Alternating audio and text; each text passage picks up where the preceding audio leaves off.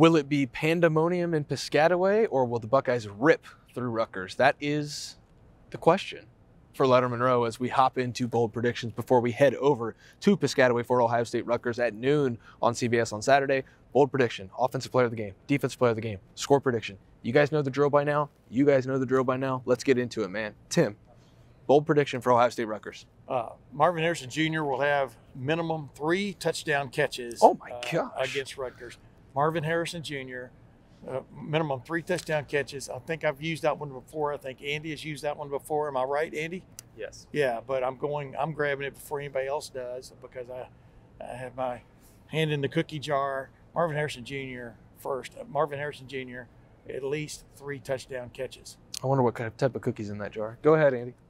I'm saying that Ohio State's defense holds Rutgers quarterback Gavin Wimsatt to fewer than 100 total yards. Now, he's a dual threat, and last week he ran for over 100 yards and 3 touchdowns. Is he a dual threat? Oh, yeah. Well, he can throw a little bit. See? You have to be able to throw. I mean, like, he's not going to light it up 300 passing yards, but he can throw the football. I guarantee they're going to try to throw the ball. And my thing is that they're not going to really let him do either. And I think that, I think the starting quarterback is going to have fewer than 100 total yards. Yeah. Okay. Man, that is we got to rename the show. You know what that's called? If that happens, that's called a beatdown. I think that's a caliente prediction. See? Wow. Okay, I will go with Travion Henderson having 150 rushing yards. I think that this man is just different than the other running backs on this roster. I don't really have to explain myself with that. The 2 lowest rushing outputs this year were without Travion Henderson. The 2 highest were with Travion Henderson. 5 of the top 7 were with Travion Henderson. This team averages 154 yards per game on the ground when he's in the lineup and only 97 on the ground when he's not in the lineup. He makes the offensive line look good. He makes the entire offense look better. He helps the defense by, even when they're not scoring points, he's flipping the field with a long run there, at any point in the game. He changes games for Ohio State. And with Kyle McCord potentially having a little bit of trouble on a left ankle that was probably still bothering him just a little bit more than he wants to lead on, and we talked about that on Wednesday night in the Woody, I think this is going to be a heavy, just run the damn ball game. And so I'm going to take Travion Henderson 150 rushing yards to really prove to everybody he's back. God, I mean, we've just exhausted 2 of our possible offensive players of the game. Well, mine's just going to be who I just talked about. So okay. Go ahead. Go ahead, Nat. Offensive player of the game? Yeah. I'm going to go on a long shot here. I'm going to go Emeka Egbuka, who I think might return. So I'm just going to go with him because I'm not going to pick exactly the same guy I picked to score at least 3 touchdowns because that probably ipso facto would be the offensive player of the game. It would. But I'm going to go if Emeka Egbuka returns, that will help my prediction of Marvin Harrison Jr. getting 3 touchdown catches. So there you go. Emeka Egbuka, offensive player of the game. Because you can give an MVP and then an offensive player of the game and they can be separate. Okay. Well, I'm not going to argue. Different, not separate. I agree with you. If Marvin Harrison Jr. is going to have 3 touchdown catches, at least, someone needs to throw on the ball. I think it's going to be Kyle McCord. We all think that that's going to be the starter. We ought to get just 3 like juggling balls and just trade them every week. Look, I think he's going to bounce back. Quarterbacks, especially in their first year starting, have off games. It was an off game for Kyle McCord. You can spin it any way you want. He didn't play his best football at Wisconsin. I think he bounces back from that against Rutgers. There's clearly a lot of respect he has for Greg Schiano in this program. He's not overlooking it. He's not making excuses with the ankle injury. I think he steps up and has a great game. If he ever has a consistent game all the way through, because he had some good, really great throws if we delineate on our earlier video, I'm telling you, this team could go places. That's the thing right there. And I think, the irony of it is like he's struggled under pressure, like the actual kind of facing pressure, but he's been great in the clutch and under the figurative pressure. Go figure. And I think that this is a game where he's under some figurative pressure. Like there's a lot of eyes on him right now and how much he can perform with the ankle, with having a bad game at Wisconsin. I think he rises up yet again, like we saw at Notre Dame, like we saw at the 4th quarter against Penn State. I think he has a good game and kind of restores some confidence from this fan base. I like that. Good analysis there. Travion Henderson, offensive player of the game. Okay, defensive player of the game. I'm going to go with Sonny Styles. Okay. I think we're going to see a lot That's a good pick, Tim. a lot of Sonny Styles. Sonny Styles, especially against this quarterback. I mean, it's interesting. It is there, as Anders pointed out a while ago, for this team, for this defense to shut down that offense. And I'm not saying anything outrageous here. Rutgers is not what you'd call stunning offensively. No. And I think it plays right into what this Ohio State, keep it simple, stupid defense is doing right now, letting guys just play. And I think we're going to see a lot of Sonny Styles with the Lathan Ransom situation, as I pointed out. I'm going with Sonny Styles, defensive player of the game. Final answer. I'm going with Cody Simon, hometown guy, going back to New Jersey. And this week, Jim Knowles said, look, it's not really been a concerted effort to give him fewer snaps the last couple of weeks because he did out-snap Steel Chambers at Purdue. That's just been the way it's been working out, but they're really happy with Cody Simon right now. Do you think he got the irony of what he said? When he said, because it seems like when he goes in there, he's 3 and outs, you know. Yeah. I'm just going, Well, that gives okay, you fewer snaps. where's the click? Is this clicking in your head? But part of why he's playing fewer snaps is because we're on the field. No, but you're still what I'm saying. And when he's in there, he's 3 and outs. Right. Is my point. Yes. But the beauty of it Click. for Jim Knowles and his defense is you got 3, from what I understand, is 3 healthy linebackers they can rotate in. Yeah. And I think we're going to see Cody Simon get more snaps, not because Steel Chambers isn't playing well. He actually played one of his best games against Wisconsin, I thought. And I think that Cody Simon's going to step up, maybe have some more 3 and outs again this week.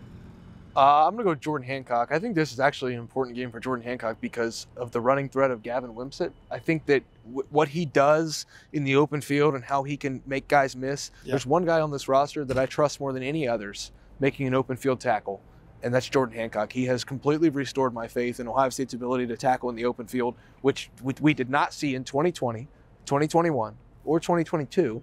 Insert Jordan Hancock, and now they're tackling better in the open field. This is a great game for Josh Proctor, but it's an even better game for Jordan Hancock because Wimsatt is quick, he's very elusive, and I think Jordan Hancock's going to be able to wrestle him to the ground a few different times when you don't think that Ohio State's going to be able to get him to the ground. There's Jordan Hancock to make the tackle. I don't think he's going to show up in the stat sheet as like the defensive player of the game, but you're going to, on the second watch, maybe look back and be like, man, that's another saver by Jordan Hancock. Man, that's another good tackle by Jordan Hancock, and he's going to be in on the action. So that's my pick there. Tim, score prediction. Ohio State 34, Clemson 10. Clemson? Excuse me. Wow. I got another game on my brain. That is a good I game. just listened to was it Tony from Spartanburg? What was the guy's name? Tyler from Spartanburg. Let me tell you something, Tyler.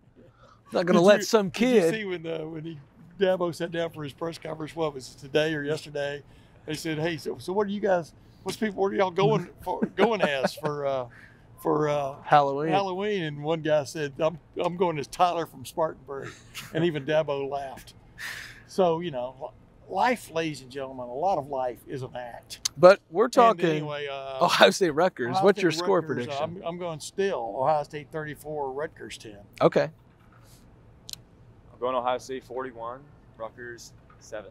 I honestly think that, look, I don't think Rutgers is a bad football team. They made a bowl. I think that's a huge achievement for this program. Yeah. I think they're trending up. I just think that we're talking about them playing the number 1 team in the first college football playoff rankings. Yeah, and here's why. Like, I think that Gavin Wimsatt, as I already said, I don't think he's going to have his best game. But Kyle Munningai is a great running back, second in the Big Ten right now in rushing. Yeah. I do think he's their biggest threat this week. I just think that offensively, Rutgers doesn't have enough firepower quite yet to compete with this kind of defense. Greg Schiano said it this week. He thinks that every defender that Ohio State has lining up right now is an NFL player. Will end up in the NFL at some point. I think that offense matched up against this kind of defense, the way Ohio State's playing, is just not a great matchup for Rutgers right now, even coming off a bye. And I think that this Ohio State offense has some motivation right now to get dip back into those 40s because Brian Day talked about it this week. Like, we're trying to score. Like, we're not trying to get selfish and greedy, but they want to be in that 40 range. I think they get in that 40 range a couple times down the stretch of the season before Ann Arbor, and I think Saturday's one. Yeah, somebody put up an interesting stat middle of this week. Who was it on Twitter comparing C.J. Stroud's, 8th game? Adam King. Adam King put it up from Channel 10. And Kyle McCord's, and it was eerie. It was eerie how identical almost it was. And we're talking about a first-year starting quarterback. If he hits his stride, Well, granted, he's dealing with that left ankle deal, but if he hits his stride, you can see all the weapons around him where this offense can take off. Go ahead. I'm sorry. I agree. I completely agree, Tim. And I think that's a great point. That's why I think Ohio State's going to win 38-3. I have a hard time predicting this team getting into the 40s. I did it against Purdue, and they got there. I think we all did, and they got there. I don't hate the 40-point prediction there. I want to see it. Because if I see it, then I'm going to pick them to score 40 on Michigan State and probably 40 on Minnesota. And hell, if I'm feeling frisky, 40 on Michigan. So, what's like, the over, you know. What's the over-under on this game? 42.5. 42.5. So you're pretty much right there. Yeah, so I'm going to go 34-10. You're about right there, and you're about right there too. Maybe a touchdown over, but that's probably in garbage time by either of these teams. I think the defense could get a touchdown again. That's another bold prediction. We don't want to get into that department. But I just keep every week the defense. I'll say it. This is not bold. The defense has a shot. I mean, they had a shot last week at one. Yeah. You know? So, and this defense is more often than not it's in the right place at the right time, and that pays dividends eventually. I think that's why I'm going to stick with 38-3. I don't think Rutgers gets a lot at all in this game, and maybe Andy and I can parlay it together. 38-3. Gavin whips it under 100 yards total, and we'll just both go home happy. How about that? That's been the Bold Prediction Show. I hope that you enjoyed it. We all enjoy recording this show. It's my favorite show of the week. As we head over to Piscataway for the penultimate road trip of this Ohio State football season, it is absolutely flying by. Season. It is absolutely flying by. We're having an absolute blast doing it. The 40-year vet, Tim May, he's always a joy to be around. Andy Backstrom, he is as well. I'm Spencer Holbrook. These guys might not like me, but they have to put up with me, folks. That's right. Thanks for watching Bold Predictions. Thanks for listening to Bold Predictions. If you want more of what we do at LettermenRow.com, go over to LettermenRow.com. Get it $1 for the first month. That gets you all the way through the Michigan game, basically through the Big Ten Championship game. And then you're going to want to find out about the Buckeyes in the college football playoff, where we all think they'll be at this point in time because the playoff committee says they're numero uno. But for the 40-year vet Tim May, for Andy Backstrom, I'm about to go get behind the wheel, Spencer Holbrook, and drive a long way over to Rutgers, eat some good food, and cover a game on Saturday before turning back around and doing it again on Sunday. We'll see you guys over in Piscataway on Saturday for Ohio State versus Rutgers.